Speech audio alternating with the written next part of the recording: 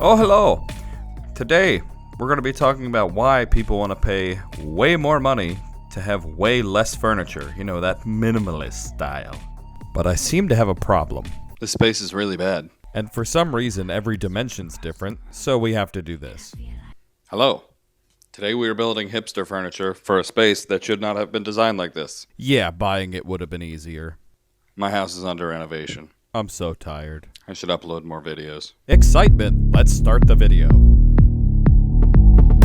I set off, just like everybody else on this project, right on Amazon, with very little budget and pretty much no idea of what I needed.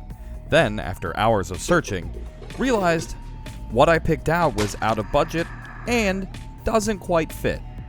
So instead of dying on the floor, I'm going to have to go to the crap store. Well, that's where Community Forklift comes in. This is my local refuse warehouse where they take the junk that most people will be throwing away and they resell it. And I was able to rummage through and find some goodies of my own to make this project. And we were able to get all of this for under $50.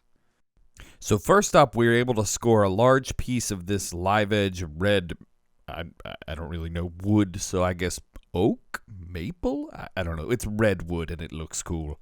I'm not a wood doctor, but the next thing we scored was a bunch of pipe iron that we were able to makeshift into this little leg for the left side of the piece of furniture, because we didn't really know what to put there. We were just going to use wood, but we found this leg for like $2.50.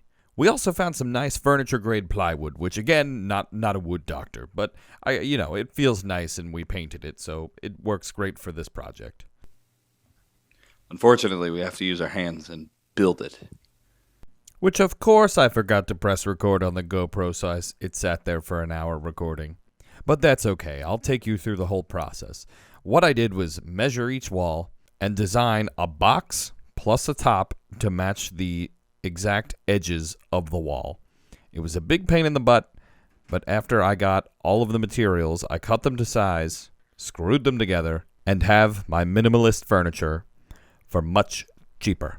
And since I didn't pay a bunch of money for this, I also don't mind screwing in a few odds and ends that I wouldn't normally into like a nice piece of furniture that I paid a lot of money for. Like adding this fancy live edge shelf. Ooh. Or cable managing the entire power to the inside and bottom and back of the piece of furniture, along with adding some stops in there for the records. You know, super dangerous, but oh so minimal and functional. Anything for aesthetics. I really don't know why every power strip doesn't just have tabs on them. It would prevent me from being stupid and screwing right through the power strip. No explosions? Safe forever.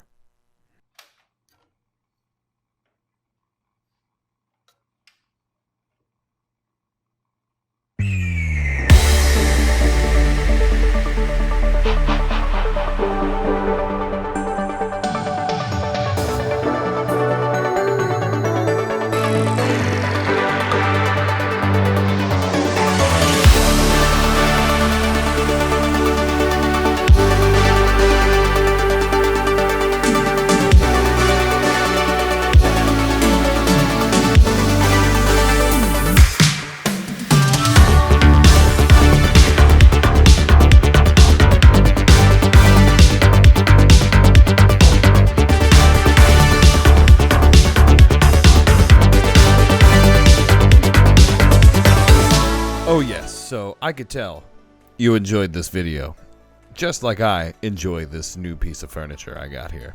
So if you have one of these local shops that you could pick up cheap parts at, this is a great way to make use of reclaimed materials and not have to pay the minimalist price for maximalist monies? I don't know. Stick around for more videos. Davey out.